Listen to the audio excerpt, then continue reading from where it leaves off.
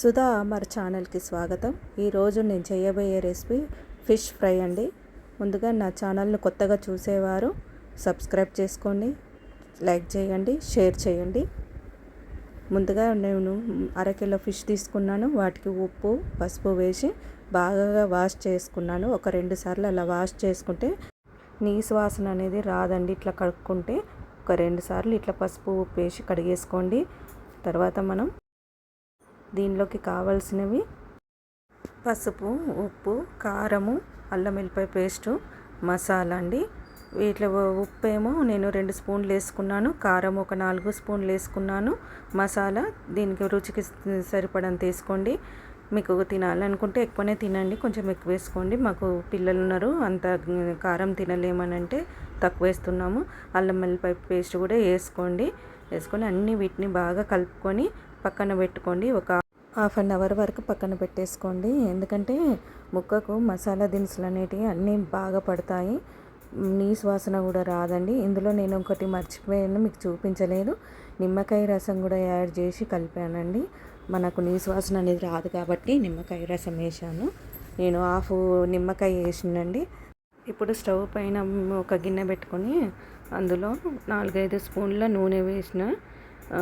ముక్క వేగడానికి సరిపడంత నూనె వేసుకోండి. మీరు కూడా నూనె వేడెక్కాలండి, కొంచెం వేడెక్కదనుకోండి. అప్పుడు ముక్కలు వేయించుకోవడానికి వేసుకోవాలి. వేయించుకుందామండి. ముక్కను వేస్తున్నాను చూడండి. కొంచెం గోల్డెన్ కలర్ వచ్చే వరకు మనము వేయించుకోవాలి. కలర్ చేంజ్ అయినాక అప్పుడు తీసి మళ్ళీ ఇంకో సైడు తిప్పుకోవాలండి. ఇప్పుడు మూత పెట్టేసుకున్నాం కాసేపు. తర్వాత చూడండి ఎలా ఉందో ముక్క, చూస్తున్నారా? కనుక ఒక 5 నిమిషాలు అట్లా చూసుకుంటూ ఉంటే 5 నిమిషాల వరకు అయిపోతుంది మనకి ఫ్రై అవుతుంది బాగానే.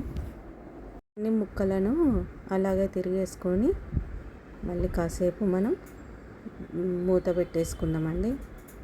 కాసేపు వదిలేద్దాం. ఇట్లా మూత పెట్టుకొని స్టవ్ మాత్రం మీడియంలోనే పెట్టుకోండి, హైలో మాత్రం పెట్టకండి. చూడండి ఒకసారి మళ్ళీ కలర్ మాత్రం సూపర్ ఉంది కదండి. కలర్ చేంజ్ అయింది. అడుగంటకుండా మళ్ళీ ఒక్కసారి తిప్పేసుకుందాము. ఇంతేనండి, ఫిష్ ఫ్రై ఇంతే. ఇవి తీసి ఒక గిన్నెలో వేసుకుందాము. వేసుకుంటే ఇందులో నూనె ఉంటుంది కదండి, ఇంకా కొంచెం అయినా వేసుకోవచ్చు నూనె. వేసుకొని అందులో మనం ఒక 4 పచ్చిమిర్చి, ఒక చిన్న ఉల్లిపాయ కట్ చేసుకొని అందులో దోరగా వేయించుకోండి. ఈ ఉల్లిపాయలకు పట్టాలండి మసాలా అంతా. అప్పుడు మసాలా పట్టుతుంది కదా, మళ్ళీ టేస్టీగా ఉంటుంది ఉల్లిపాయ కూడా. ఇప్పుడు ఫిష్ పైన వేయండి. ఇట్లా వేసుకొని దానిపైన నేను ముందుగానే మసాలా ఉన్ను ధనియాల పొడి 2 కలిపి పెట్టుకున్నానండి. అవి 2 కలిపి వీటి మీద వేసుకోండి. అవి 2 మిక్సీ చేసుకుంటున్నాను నేను ఇప్పుడు. చేసుకొని ఆ 2గా కలుపుకొని మన చేపల ఫ్రై ఉంది కదా వాటి మీద వేసాను చూడండి. వేసి ఇలా ఒక్కసారి అట్లా అనుకోవాలి. కింద మీద అనుకుంటే మనకు ఆ మసాలా అనేది చేపలకు మంచిగా పడుతుంది ముక్కకి. చూడండి ఎట్లా ఉందో. ఇప్పుడు పైనుండి మన డెకరేషన్ కోసం కొత్తిమీర చల్లుకోండి. నీసు వాసన కూడా రాదండి, కొత్తిమీర వేస్తే బాగుంటుంది టేస్ట్. చూడండి. బాయ్. ఇంకో వీడియోలో కలుస్తాను.